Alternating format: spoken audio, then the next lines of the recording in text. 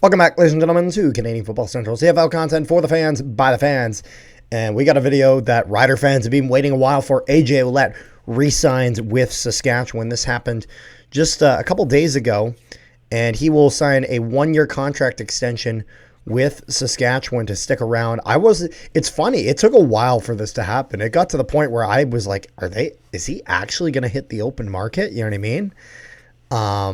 But he does not. He sticks around in Saskatchewan. This past year, AJ Ouellette had a fantastic season, 17 games played, which firstly is a career high for him. Staying healthy has been a little bit of an issue. Like, he did relatively okay in Toronto with that, with the lowest he played being 13. But in Saskatchewan that first year, him staying healthy was an issue. And so him being able to be mostly healthy for the season really helped him. 1,222 rushing yards, 8 touchdowns with an average of 4.9 yards per carry, with as long as being a 47-yard carry. Receiving-wise, he had 250 receiving yards with 216 coming after catch, as well as him getting 1 receiving touchdown this year. And so, yeah, he had done decent. And it's funny, although I didn't even realize this. If you look at his stats in 2021, he played 2 games as their returner. Isn't that fun? A couple games as returner. You know what's even funnier? What? They have to redo all of this all over again next year. Are you like this negotiation? Because AJ Ouellette, Mario Anderson, and Thomas Bertland Houdon are all free agents at the end of the season. Yeah. So well, we'll have to see all over again. We'll have to see with what they go with, and we'll also have to see with again him. We'll have to see where the Riders are at.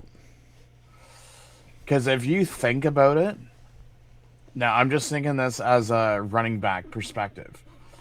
If AJ Ouellette is going to play 7 games, 17 games, I can bet either Mario Anderson or Houdon will be gone next year.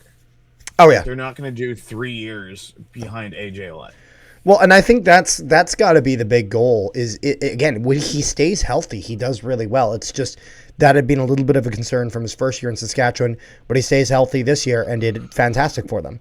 And so even if we just kind of take a look at it, this from John Hodge, 3 Down Nation. I believe this is Ouellette talking to the media. He says, it's a business, so the first contract offer is never going to work for anyone. And, of course, we had to wait for all the superstars to sign. Get all them out of the way before they reach out to me. So I guess he's not considering himself one of those, although I think some people would. It felt like... I don't know if starting the tampering window is really getting all the superstars out of the way. Well, let's see here. It said, it felt like I was waiting forever. It had me sweating, but it worked out, and I'm excited to be here. Let's hold the media on Monday. You get that first offer, and you just go hit a 20-minute workout session to kind of get your anger out. And then you have to sit down and be like, it's a business. He's trying to get a running back for as cheap as he can. So I take it he was insulted by the first offer that Saskatchewan offered, which, like, I bet he was. To be fair, and firstly, I appreciate that actually AJ Ouellette in this acknowledges that, in the sense of he wasn't just like, I'm just angry and this or that. It shows a level of, in my opinion, that shows a level of awareness that he can kind of take that step back and be like, but he's going to try to get a running back for as cheap as possible. It's a business. And I think that kind of awareness is very valuable. Actually, I have a lot of respect for that. I want to say that for starters. Then he said the negotiation process included working in what I think is fair, talking to other people that have been through the negotiation thing, talking with Trevor Harris, talking to people in the community, and eventually getting to where you want to be. The first number, it gets to you a little bit. Like, is it like, really? That's what I'm worth? But that's not how they see it. Like I said, it's a business. And he's right. It's not, when teams are offering you deals, it's not just this is what they think I'm worth. It's that, I'll put it this way. If you go to the grocery store and you see one thing's $5 and you see one thing and the same thing is $2, or you see something that's $2, you're going to, it doesn't necessarily mean that the $5 thing isn't worth it. It's just, if you can get it cheaper, you'll people do that. You know what I mean? And I'm and glad that he and understands that. and not only that, but if you really think about it,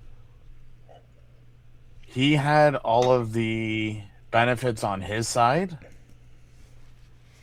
because In of the what numbers that he regard? put up last year. Like if he didn't, he could have just said, "Listen, guys, like I'm going to the tampering window. You guys gave me a low balling offer. I'm worth more. I can get Yeah. more." Well, I think this And shows just everything I've seen from Ouellette is indicated that he actually really likes playing in Saskatchewan. You know, and I get it. Like, I mean, Saskatchewan, I think, is arguably probably the football province. You know what I mean? I say this as a Bomber fan who always loves it more than Sask. Obviously, I'm not a Sask fan by any means, but in regards of in Saskatchewan, their CFL team is their biggest team in the province. You know what I mean? And they really do a lot in their development in their youth sports, whether it's with the Regina Rams, the Saskatchewan Huskies, all that sort of stuff. And so I have to imagine that playing there is exciting in the sense of because it's a good fan base. There's a reason that they got a Rider fan. They have a Rider logo on just about everything, and they sell it. You know what I mean? If they made Rider toilet paper, people would buy it. Um, and so if you look at this, um, even he was just kind of talking about because it said the 30-year-old said Saskatchewan's coaching staff expressed interest in bringing him back during exit interviews after the Grey Cup, though they were seemingly aware the interest was mutual, which meant negotiations started late. Yeah, I mean, that makes sense in the sense of it wasn't that AJ Ouellette was not a priority in terms of what he provided to the team. He wasn't a priority to sign right away because the Saskatchewan knew he wanted to be around.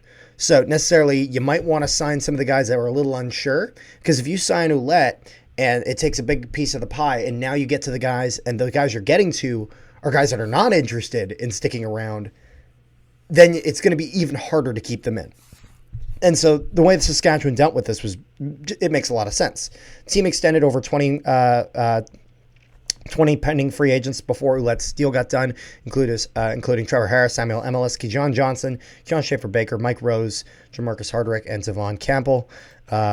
They said, be patient. Someone's going to reach out, said Ouellette, who serves as his own agent. Oh, there you go. I think they knew I didn't want to leave, so they could push it back and try to get everyone else first. Talk to Trevor into not retiring and all that. Exactly. That's exactly what I was saying. So, but I think he's done very well under Corey Mace's systems. Obviously, he had gotten some exposure there with Corey Mace back in Toronto, which was kind of one thing that brought him to Saskatchewan. But all in all, if you're a Rider fan, I can't imagine you're unhappy with this. You know, what is kind of your closing thoughts on this deal for AJ Ouellette? hopefully you can have another big year, because if not, that that can turn ugly in a second. We will have to wait and see. So thank you guys so much for tuning in. Make sure you guys leave a like, share it around, and subscribe if you haven't already. Also, if you guys haven't, make sure you guys join our Discord. Link in the description below to our Discord where we discuss Outflank, CFL, NHL, all sorts of sports stuff. So make sure you guys go there and keep the conversation going. And before we get going, make sure you guys check out Rick's live stream of CFL Free Agency on February 10th over on Hamilton Sports Central. Rick, what do you have to say to the people? We will be covering all the breaking news, as Carter still has some homework to do for me this weekend. Yes. For Tuesday. So we're going to have a nice big breaking news video, or not video, but, you know, special effects, so that once signings do come, and I'm sure, you know what? I'm sure there's going to be signings that happen on Tuesday that are not even, like, there's people that have come up to me like, oh, I can't believe so-and-so still not signed. Like, what's going on? Tampering window, like, there's nothing that says during the tampering window you have to get people signed. People can just field offers out there and not sign till Tuesday. See what happens. But, I mean, the longer you wait, obviously, the less money that they're going to have. But it will be interesting to see, and we're going to have all kinds of guests and different stuff to talk about, so stay tuned to Tuesday. And this will be starting at 8 in the morning to about 9, 10 o'clock at night. It's going to be going like 10, 12 hours. Eastern time. Energizer Bunny. Just keep on going and going and going. And on that note, we'll see you guys next time.